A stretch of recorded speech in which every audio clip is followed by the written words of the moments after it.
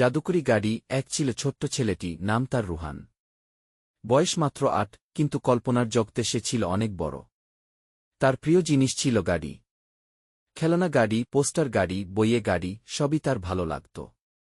কিন্তু সবচেয়ে বেশি তার স্বপ্ন ছিল একটা আসল গাড়ির। তবে সেটা যেন সাধারণ গাড়ি না হয়, বরং একটা জাদুকরি গাড়ি। একদিন ছুটির দুপুরে রুহান তার দাদুর পুরনো গ্যারেজে ঢুকল। গ্যারেজটা অনেক দিন ধরে বন্ধ ছিল। ধুলোমাখা, ঝুলে ভরা ঘরে রুহান এক কোণায় দেখতে পেল একটা অদ্ভুত দেখতে পুরনো গাড়ি। গাড়িটার রং ছিল রূপালি, আর তার মাথার উপর ছোট্ট একটা নীল তারা আঁকা ছিল।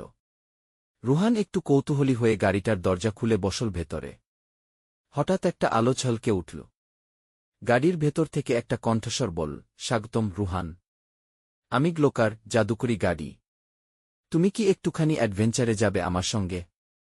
রুহানের চোখ কপালে। গাড়ি কথা বলছে। সে চুপচাপ মাথা নাড়ল। চল তাহলে।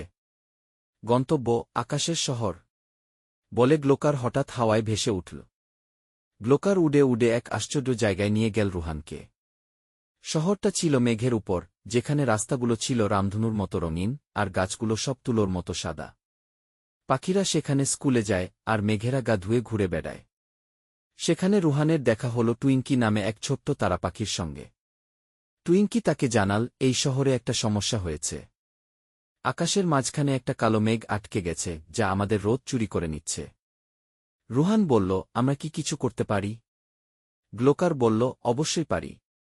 কিন্তু আমাদের ৩টি জাদুকরি চাবি খুঁজে বের করতে হবে, যেগুলো লুকানো আছে ৩টি জায়গায়। একটিতে আছে বজ্রের গুহা, একটিতে আছে রংধনু নদী, আর একটিতে আছে মেঘরাজ্যের সিংহাসন।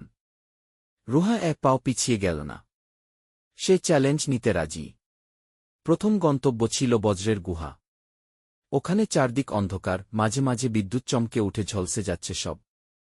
রুহান একটু ভয় পেতে লাগল, কিন্তু গ্লোকার পাশে ছিল।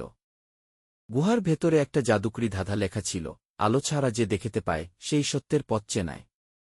রুহান ভেবে ফেল, এটা তো ইঙ্গিত টর্চলাইটের দিকে। গ্লোকারের ড্যাশবোর্ডে ছোট একটা টর্চ ছিল। সেটা জ্বালিয়ে এগিয়ে যেতে যেতে হঠাৎ সে একটা ছোট্ট নীল রঙের চাবি পেল। চাবিটা তুলে নিয়ে তারা ফিরে গেল। দ্বিতীয় জায়গা ছিল রংধনু নদী। সেখানে পানিতে ৭ রঙের ঢেউ খেলে বেড়ায়।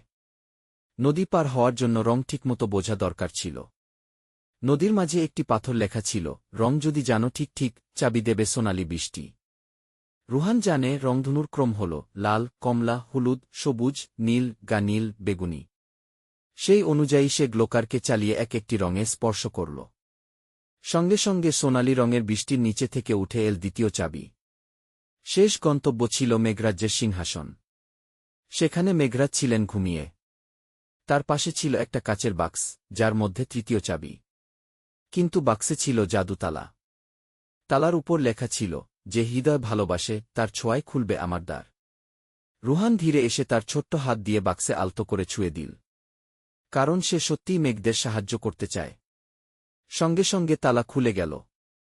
রুহান পেল শেষ চাবিটা। ৩টি চাবি একসঙ্গে লাগাতেই কালো মেঘ ফেটে গেল আলোর বন্যায়। মেঘেরা খুশিতে নাচতে লাগল, সূর্য হাসতে লাগল, আর পুরো শহর আলোয় ঝলমল করে উঠল। মেঘরাজ নিজে এসে বললেন, তুমি খুব সাহসী রুহান। আজ তুমি আমাদের বন্ধু হয়ে গেলে। এই নাও, এক টুকরো মেঘ তোমার জন্য, তোমার স্বপ্নে যতবার চাইবে, তুমি আকাশে উড়তে পারবে। গ্লোকার রুহানকে বাড়ি ফিরিয়ে দিল। রুহান চোখ খুলতেই দেখল সে আবার দাদুর গ্যারেজে। কিন্তু তার হাতে ছোট্ট একটা মেঘের টুকরো আর ৩টি রঙিন চাবি ছিল। তার মানে, এটা কি স্বপ্ন ছিল, নাকি সত্যি?